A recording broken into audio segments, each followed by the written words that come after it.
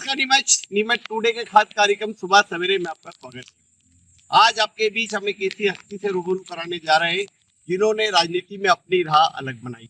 पेशे से वकील है लेकिन समाज सेवा वे अपने ढंग से करते हैं और नीमच के सबसे पॉश एरिया राजस्व कॉलोनी से जीतते आ रहे हैं। ये उनका दूसरा कार्यकाल है। हमारे बीच है नीमच के निर्दलीय पार्षद श्री राजेश लालवानी जी, आपका नीमच टुडे के खास कार्यक्रम में स्वागत है। मैंने सुना है कि आपके वार्ड में कोई समस्या नहीं रहती, फिर भी आप अपने वार्ड की समस्याओं को लेकर लड़ते रहते हैं। ये कहना सही है कि वार्ड में समस्याएं तो फिर है और समस्याएं अगर हल नहीं होती हैं समय अवधि के अंदर तो मैं उन समस्याओं के लिए सिस्टम से पूरी तरह से लड़ता हूँ। जी, तो आप लगातार दूसरी बार, मतलब इससे पहले आपकी वाइफ पार्षद थी? हाँ, इसके पिछले कार्यकाल में जो है मेरी पत्नी श्रीमती गोदावरी लालवानी पार्षद थी और इस बार मैं वार्ड नंबर 31 से निर्दलीय पार्षद है। तो कैसे शुरुआत होती है आपके दिन की? सुबह सवेरे में मतलब आप कब फील्ड में आ जाते हैं? सुबह मैं 7 बजे उठकर वार्ड का भ्रमण करता हूँ, जो सफाई व्यवस्था देखता हूँ और जो जनता की समस्या सुनता हूँ। तो जनता की समस्या को सुनने के बाद उन अधिकारियों को समस्याओं से अवगत कराता हूँ और ये उसके बाद मैं घर पर आता हूँ और वापस कोर्ट जाता हूँ और शाम को वापस वार्ड में घूमता हूँ और इस तरह से मेरी दिनचर्या पूरी रहती है। जी, जो वार्ड है आपका वो मैंने सुना है सब अच्छे खरबपति लोगों का है। पूरी वार्ड गार्डन डेवलप कर किया उन्होंने, बहुत सारी चीजें, उसके बावजूद भी लगता है कि वहाँ समस्या है। वार्ड नंबर 31 जो है वो राजस्व कॉलोनी, टीआईटी कॉलोनी, नंबर 8 लगाकर 19 कॉर्नर कॉलोनी, स्कूल, कलेक्टर कार्यालय, मेडिकल कॉलेज, जिला पंचायत, इस सब क्षेत्र से बनकर मिला है और वार्ड में सभी अच्छे लोग हैं, संपन्न व शिक्षित भी हैं और वार्ड के सहयोगी हैं और राजस्व कॉलोनी रहवासी संघ द्वारा राजस्व कॉलोनी की बहुत बड़ा अच्छा सुंदर गार्डन का निर्माण किया है। रोटी डायमंड पार्क है घुमावती हॉस्पिटल के सामने।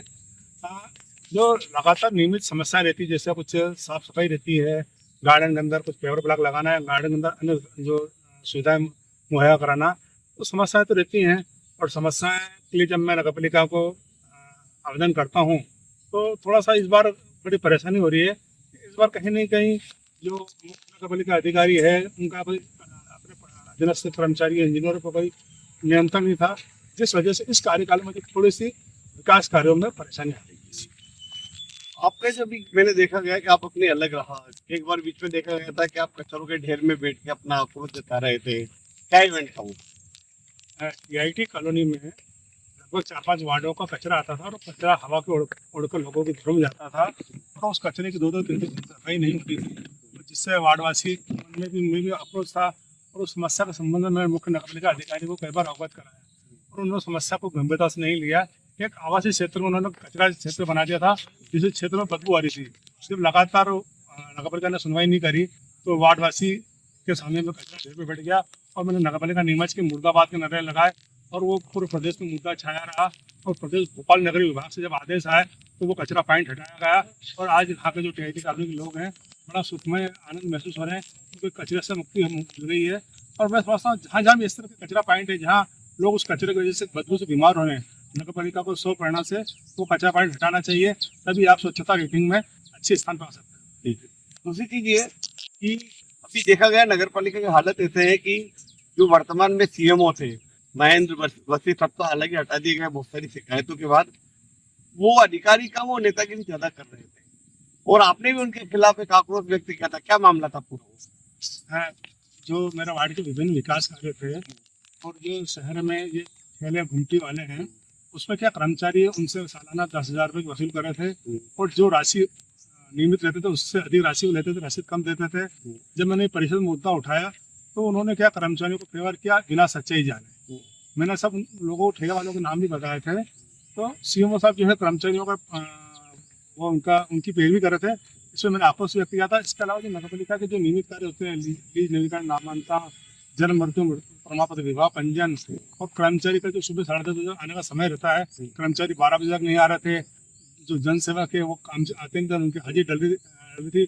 जो सीएम होता है मुख्य नगर पालिका अधिकारी, वो पूरे विभाग का प्रमुख होता है और उसका ये कर्तव्य होता है कि वो अपने अधीनस्थों पर नियंत्रण रखे, कर्मचारी समय पे काम करे, समय सीमा के अंदर काम करे। और जब देखा कि महेंद्र वशिष्ठ जो है वो अपनी सारा जो है उसका कार्यभार अपने घर से संचालन कर रहे थे, ऑफिस आते नहीं थे, पार्षदों को समय नहीं देते थे और वार्ड शहर आपने कभी महेंद्र वशिष्ठ को नीमच की सड़कों पे घूमते हुए देखा? कि समस्या गंदगी को मैंने तो आज तक नहीं देखा। नहीं, वो तो सिर्फ घर पे ही रहते थे और नीमच में 40 वार्ड है, कहीं उन्होंने कोई भ्रमण नहीं किया, कहीं नहीं जाते थे, सिर्फ वो अपने ऑफिस और घर पे रहते थे और कहीं नहीं अपने कार्य के प्रति लापरवाह थे। उस प्रति मैंने उनके लिए आक्रोश प्रकट किया। जी। अच्छा, दूसरी चीज ये था कि जो एक शहर विकास का विजन होना चाहिए था कि नीमच को डेवलपमेंट कैसे करना है, इसको लेकर उनके पास कोई प्लानिंग नहीं थी।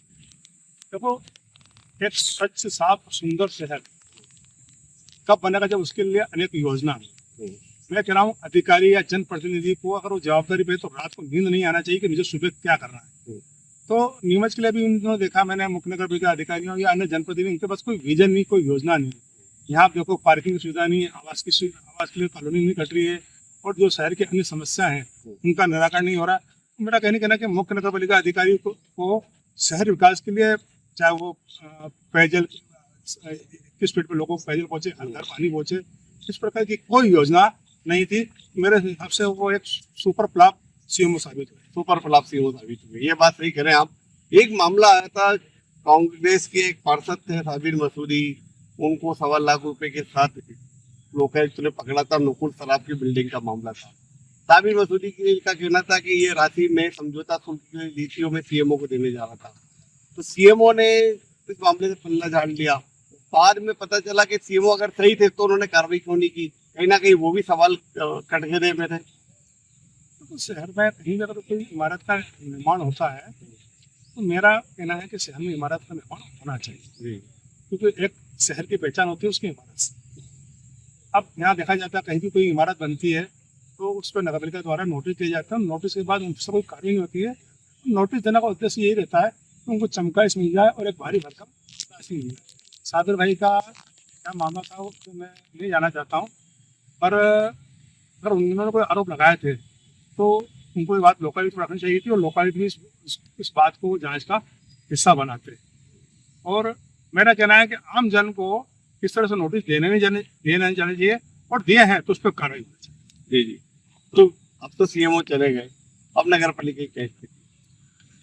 देखो, एक सीएमओ जाता है और जो उसको जो अटैच किया, जो प्रभार दिया गया है पाटीदार जी को, मैं समझता हूँ स्थिति और बदतर हो जाएगी। क्योंकि एक कर्मचारी को सीएमओ जैसे महत्वपूर्ण नीमच जो इतना बड़ा जिला है, नगर पालिका बहुत महत्वपूर्ण नगर पालिका है, और उसको उन्होंने अधिकार दिया है। और अगर वो, मैंने समझता है वो कुछ ज़्यादा कुछ कर पाएंगे और ना कर्मचारी उनकी बात सुनेंगे, क्योंकि क्या वो खुद बाबू हैं और अधिक जो इंजीनियर पर उन पर उनका कोई प्रभाव नहीं पड़ेगा। मेरे हिसाब से नीमच और गर्त में जाएगा। अगर नीमच का विकास करना है तो नगरीय मंत्री को जल्दी ही एक अच्छे सीएमओ को नीमच में भेजना चाहिए। चलिए, यहाँ वक्त एक ब्रेक का। ब्रेक के बाद आपसे फिर रूबरू होंगे राजेश लालवानी, नीमच के निर्दलीय पार्षद है, और जानेंगे उनसे कई मुद्दे पर बात करेंगे और कई सवालों के लेंगे। नीमच वासियों के लिए एक बड़ा धमाका। जहां मात्र 11,500 रुपए में प्लॉट बुक करें, वो भी 4,290 रुपए की मासिक किस्तों के साथ। जहां नीमच में एक नई आवासीय परियोजना केशव सिटी विस्तार शुरू हुई है, जिसमें विभिन्न आकार के प्लॉट उपलब्ध हैं और इस परियोजना में आकर्षक कीमतें और सुविधाएं हैं। बता दें, प्लॉट की कीमतें बहुत ही आकर्षक है। मात्र 4,290 रुपए की मासिक किस्तों में प्लॉट उपलब्ध है। जहाँ ये परियोजना सरकारी मान्यता प्राप्त है और परियोजना में विभिन्न सुविधाएं भी उपलब्ध है। बता दें कि नीलकंठ महादेव मंदिर के पास मनासा रोड बोरखेड़ी पर आपको ये पता मिल जाएगा। नीमच के निवासियों के लिए एक अच्छा अवसर है अपने सपनों का घर बनाने का। तो आज ही संपर्क करें और अपने सपनों का घर बनाने की शुरुआत करें। अगर आपके घर में भी है बहन बेटियों की शादी तो आपको आना है नीमच आना है सावलिया फर्नीचर बर्तन इलेक्ट्रॉनिक पर। हम देंगे आपको बर्तन इलेक्ट्रॉनिक फर्नीचर, जिसमें आपको डबल बेड, अलमीरा, गद्दा, सोफा, कंबल सेट, आपको मिल जाएगा double door fridge, single door fridge, Haier, LG, Samsung, A to Z company में वॉशिंग मशीन भी मिल जाएगी, LED भी मिल जाएगी, फ्रिज भी मिल जाएगा, कूलर भी मिल जाएगा। और रही बात बर्तनों की, तो बर्तन भी आपको A to Z हमारे यहाँ मिल जाएंगे। तो पूरी शादी का सामान खरीदना है आपको तो कहीं नहीं जाना, एक जगह एक ही छत के नीचे सारा सामान मिलने वाला है। बर्तन, furniture, electronic A to Z। ऐसा नहीं कि बाजार में गए कहीं से आप थैले में भर के फ्रिज ला रहे हो, कहीं थैले में भर के बर्तन ला रहे हो, कहीं से बेड ला रहे हो, कहीं से अलमारी ला रहे हो, कहीं नहीं जाना है। सिर्फ एक ही जगह ना है, सावलिया फर्नीचर नीमच पर A to Z चीजें मिल जाएगी आपको। जो रेट हम देंगे, जो क्वालिटी हम देंगे, वो पूरे आपको नीमच, मंदसौर, भीलवाड़ा, क्या रतलाम तक भी आपको कोई नहीं दे पाएगा। तो भैया जल्दी से जल्दी विजिट करें आप सावलिया फर्नीचर नीमच। एक बार फिर आपका स्वागत है नीमच टुडे के खास कार्यक्रम सुबह सवेरे में। हमारे से रूबरू हो रहे हैं नीमच के निर्दलीय पार्षद श्री राजेश लालवानी जी। लालवानी जी, आपका स्वागत है फिर ब्रेक के बाद हमारे कार्यक्रम में। आप निर्दलीय जीते, क्या स्थिति थी? आपके सामने कांग्रेस भी थी, भाजपा भी थी, प्रिंकल फाइट थी, क्या हालत बने? पिछले परिषद के कार्यकाल में श्रीमती गोदावरी लवंगी जो पार्षद थी, उसमें वार्ड में अद्वितीय विकास कार्य हुए थे और मैं प्रबल दावेदार था टिकट का भारतीय जनता पार्टी की ओर से। लेकिन भारतीय जनता पार्टी ने मुझे टिकट नहीं दिया और वार्ड की समस्त जनता ने कहा कि आपको निर्दलीय चुनाव लड़ना है और मैंने निर्दलीय चुनाव लड़ा और मेरे जनता ने मेरा प्रचार किया। मैंने मात्र चुनाव में 18,000 रुपये खर्च किए थे और जनता ने मेरा प्रचार किया। और जो साइकिल लेके घूमते थे आप? हाँ, मैं साइकिल से भी प्रचार किया और पैदल भी घूमता था, घर घर जनसंपर्क करा।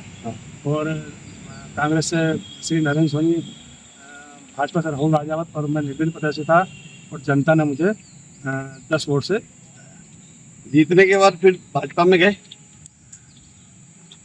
भाजपा ने मेरे को बुलाया था, लेकिन बाद में कोई ज़्यादा उन्होंने रिस्पॉन्स नहीं दिया। उसके बाद मैं अभी भाजपा में नहीं हूँ, मैं निर्दलीय हूँ। लेकिन विचारधारा तो भाजपा की है। हाँ, भाजपा की मेरी विचारधारा, लेकिन अब वो ठीक है, अब भाजपा बहुत बड़ी पार्टी हो गई है, उस सब छोटे कार्यकर्ताओं की कोई ज़रूरत नहीं है। और अभी मैं स्वतंत्र प्रत्याशी के रूप में, स्वतंत्र पार्षद के रूप में कार्य कर रहा हूँ। कभी कहा तो होगा कि जैसे मैंने सुना दूसरे कई पार्षद भाजपा में चले गए जो निर्दलीय जीत कर आए या भाजपा को सपोर्ट कर रहे हैं, तभी आप भाजपा को सपोर्ट कर रहे हैं, भले निर्दलीय पार्षद है। मैंने नगर पालिका अध्यक्ष स्वाति चोपड़ा को हर समय सहयोग किया है और भविष्य में जैसा होगा वैसा तय करूँगा। और अभी अन्य दल में जाने के लिए मैंने कोई भी विचार नहीं किया है। जब आगामी नगर पालिका चुनाव होंगे उस समय विचार करूँगा। एक बड़ा मुद्दा नीमच के लिए है कि सीएम राइज स्कूल के लिए जमीन नहीं मिल पा रही है, क्योंकि नीमच बंगला बगीचों से घिरा हुआ है। कई बंगले बड़े धन्ना सेठों के कब्जे में, एक खेत नंबर 38 जो राजस्थान के तस्करों के कब्जे में है और इसके अलावा भी और भी कई है। लेकिन ऐसी स्थिति में नीमच में इतनी जमीन है, सीएम राइज स्कूल के लिए जमीन क्यों नहीं मिल पा रही? सीएम राइज स्कूल एक बहुत महत्वपूर्ण योजना है शिक्षा की। और आप देखो मनासा के मुख्य रोड पे वो सीएम राइज स्कूल बन गया है। नीमच जिला है, जमीनों की नीमच में कोई कमी नहीं है। कहीं ना कहीं जनप्रतिनिधि और प्रशासकीय अधिकारी में थोड़ा इच्छा शक्ति का अभाव है। नीमच में हर जगह और बहुत मौके की जमीन है, वो उन्हें अधिग्रहण नहीं कर रहे हैं और इस वजह से जो है शिक्षा के क्षेत्र में आम जनता को सीएम राइज जैसा स्कूल की सुविधा प्रदान नहीं हो पा रही। और ये एक बड़ा मामला भी कि आखिर नीमच में भू माफियों के कब्जे में जमीन है, तो उसको कौन नहीं छुड़ा पा रही? नगर पालिका या हमारे विधायक या शासन प्रशासन कौन नहीं ध्यान दे पा रहा है? निश्चित रूप से उनकी लापरवाही है। इतना बड़ी प्रोजेक्ट है और शिक्षा इतना बड़ा प्रोजेक्ट है, तो कहीं ना कहीं ये जो है भू माफियाओं के दबाव में काम कर रहे हैं और इतनी जमीन रिक्त पड़ी नीमच के अंदर, उनसे नहीं खाली कराना इनकी लापरवाही है। इनको दोषी मानते हैं किसके लिए? अब प्रशासन, प्रशासक, जनप्रतिनिधि और नगर पालिका में तीनों को इसके लिए दोषी मानता हूँ। जी जी, चलिए, अब हमने देखा कि नीमच में आपने नीता दुआ का कार्यकाल देखा, पप्पू जैन का कार्यकाल देखा और अब स्वाति गौरव चोपड़ा का भी कार्यकाल देख रहे हैं। किसका कार्यकाल आप बेस्ट मानते हैं? मेरे दृष्टिकोण से तो श्री रघुराज सिंह चौड़िया का कार्यकाल बहुत बढ़िया रहा था और उसके बाद श्री राकेश पप्पू जैन का कार्यकाल भी बढ़िया रहा। अभी वर्तमान में नगर पालिका अध्यक्ष कार्यकाल को लेकर क्या कहूँ? अभी उनके कार्यकाल को 3 साल हुए हैं, 2 साल बाकी हैं। वो प्रयास कर रहे हैं। थोड़ा उनके साथ बड़ी दिक्कत रही कि जो है भोपाल से कोई उनके नगर पालिका की किसी की योजना में बड़ा फंड नहीं आया और कहीं ना कहीं उनको प्रशासकीय अधिकारियों का भी सहयोग नहीं मिल पा रहा है। इस वजह से उनको इतनी जो सफलता मिली थी वो सफलता नहीं मिल पाई थी। नहीं तो लेकिन ऐसा है ना, जो नीचे से लेकर ऊपर बीजेपी की सरकार है, बीजेपी के मंत्री है, बीजेपी के पार्षद है, बीजेपी के सब कुछ है, उसके बाद भी ये स्थिति। हाँ, मेरा कहना है कि ये बड़ी, इससे कोई फायदा नहीं पड़ता कि आपकी लोकल है मध्य प्रदेश में और केंद्र सरकार है। इससे क्या होता है कि आप कहीं विरोध नहीं कर पाते हो और जो विपक्ष होता है तो उससे और ज़्यादा विकास के कार्य होते हैं। तो ये अभी पैमाना नहीं है कि डबल इंजन सरकार है तो विकास ज़्यादा कार्य होगा, क्योंकि उनको मालूम ऊपर वालों की हमारी लोकल नीचे हमारी सरकार और हमारा विरोध नहीं कर पाएंगे, इसलिए वो कहीं अपने को ज़्यादा जो विकास की योजनाएं भेज नहीं पाते। अच्छा, हम आपने विधानसभा की बात करें तो आपके सामने 3 विधायकों के कार्यकाल रहे, कुमान सिंह शिवाजी, नंदकिशोर पटेल और दिलीप सिंह परिहार, किसका कार्यकाल श्रेष्ठ बन गया? ये तो जनता तय करेगी, चूंकि अब वो दिलीप सिंह जी परिहार अगर वो चुनाव जीत रहे हैं तो जनता में उनका जनादेश है, और कहीं ना कहीं उनका काम अच्छा है। जब भी जनता उनको वोट दे रही, लोकतंत्र में जो जीतता है उसी के कार्यों को अच्छा माना जाता है। सांसद के रूप में कौन बेहतर रहा, मीनाक्षी नटराजन, लक्ष्मीनारायण पांडे या सुधीर गुप्ता? सबके अपने अपने ठीक है उल्लेखनीय कार्य रहते हैं। मीनाक्षी नटराजन थी, एक गंभीर विचारधारा की थी, और वो अच्छी सांसद के रूप में थी। कहीं उनके साथ ये रही कि वो कार्यकर्ताओं से ज़्यादा सामंजस्य नहीं बना पाई, और जनता के बीच ज़्यादा रहना पड़ता है, उस वजह से वो जीत नहीं पाई। और सुधीर जी गुप्ता जो है एक प्रखर वक्ता है, अच्छे भाषण देते हैं, और आज की तारीख में जब जो अच्छा भाषण देता है जनता उसको सर बिठाती है, इसलिए सुधीर जी गुप्ता कहीं ना कहीं उनसे आगे हैं। जी, अच्छा, आपका राजनीतिक दुश्मन किसे मानते हैं? मेरा राजनीतिक दुश्मन कोई नहीं है। ठीक है, हर आदमी के लोगों से नाराज़गी रहती है, और इसी वजह से मुझे टिकट नहीं दिया गया था। तो ठीक है, जिन्होंने मुझे टिकट नहीं दिया था, तो कहने के मेरा राजनीतिक करियर में उन्होंने नीचे लाने की कोशिश की, भगवान उसको भी सुखी रखे। सिंधी समाज से आप दो पार्षद हैं, एक को सुपर चेयरमैन कहा जाता है, क्या कहेंगे उनके लिए? यकीन रूप से वो सुपर चेयरमैन है, और जब नगर पालिका का जो प्रारंभिक जितने मतलब काम वो कर रहे थे, समाचार सुर्खियों में बिल्कुल वो हमेशा सुपर चेयरमैन के हिस्से से रहते थे। अब वो ठीक है, अभी इन दोनों थोड़ा सा डाउन हो गए हैं, और मैं समझता हूँ कि कहीं ना कहीं उनको क्या है, अन्य सिंधी समाज के जो पार्षद उनसे सामंजस्य बनाना चाहिए था, पर वो ठीक है, उनके कुछ व्यवसायिक कार्य थे, इस वजह से वो डाउन हो गए। कहीं ना कहीं नगर पालिका को भी डैमेज किया। अभी ये तो इसका जो है वो जनता बताए। नेता प्रतिपक्ष को लेकर क्या कहना? अच्छे हैं, जनता के मुद्दे उठाते हैं परिषद के अंदर, पर अपने साथी पार्षदों को साथ में नहीं रखते हैं, इसलिए कहीं ना कहीं वो अकेले पड़ जाते हैं। कई गंभीर आरोप लगते रहते हैं कि भी शिकायत करते हैं, फिर लिफाफा मिल जाता है तो शिकायत उठा लेते हैं। उनके जो पार्षद है वही उनके साथ नहीं है, उनको नेता प्रतिपक्ष मानने को तैयार नहीं है। नहीं, मैंने कहा ना उनके साथी पार्षद उनके साथ नहीं है, लेकिन अब बाकी जो है वो लोग कह रहे हैं कि लिफाफा लेते हैं, इसकी मुझे कोई जानकारी नहीं है। बाकी जनता के मुद्दे को वो विपक्ष के रूप में बहुत अच्छी तरह से रखते हैं। क्या हो सकता है नीमच शहर का विकास, कोई विजन या कोई है आपके पास प्लान? नहीं, नीमच के अंदर सबसे पहले तो पार्किंग, नीमच में पार्किंग की व्यवस्था नहीं है, यहाँ कोई आवासीय कॉलोनी नहीं है, पेयजल जो है कई जगह पहुँच रहा है, कई जगह नहीं पहुँच रहा है, स्वच्छता में हम बहुत पिछड़ गए हैं, और नीमच की जो लाल माटी है ये बहुत सुगंधित माटी है, और यहाँ की जनता बहुत बढ़िया जनता है। यहाँ मैं समझता हूँ अनेक योजनाएं बनाई जा सकती हैं, और शहर बहुत अच्छा सुंदर शहर बना सकते हैं। सुंदर शहर बनने की इसमें क्षमता है, लेकिन कहीं ना कहीं योजनाओं का अभाव है। और मेरे दृष्टिकोण से जो एक आवासीय का बहुत बड़ा जो है योजना यहाँ बनना चाहिए। बंगला बगीचा का समाधान सही हुआ नहीं, संपत्ति की आईडी बन नहीं पा रही है, लोग परेशान हैं। अंग्रेज के समय जो है हिंदुओं पे एक जजिया कर लाया गया था, वही आज जजिया कर हिंदुओं पे बंगला बगीचा के रूप में लाया गया है। चलिए, ठीक ठीक। तो आप थे राजेश लालवानी, नीमच नगर पालिका के निर्दलीय पार्षद, एडवोकेट और प्रखर वक्ता। आपने अपनी राह खुद अलग बनाई और एक अच्छे और सच्चे जनप्रतिनिधि के रूप में लगातार कार्य कर रहे हैं। अपनी बात बेबाकी से रखते हैं, भाजपा की विचारधारा से जुड़े हैं, लेकिन अपनी राह अलग बना रहे हैं, और अब भी निर्दलीय पार्षद के बतौर अपनी लड़ाई लड़ रहे हैं। नीमच टुडे के खास कार्यक्रम सुबह सवेरे में आपसे फिर अन्य किसी हस्ती से मुलाकात होगी, तो देखते रहे नीमच टुडे। और नीमच टुडे का पूरा कार्यक्रम आप विजियाना नेटवर्क के चैनल नंबर 91 पर देख सकेंगे।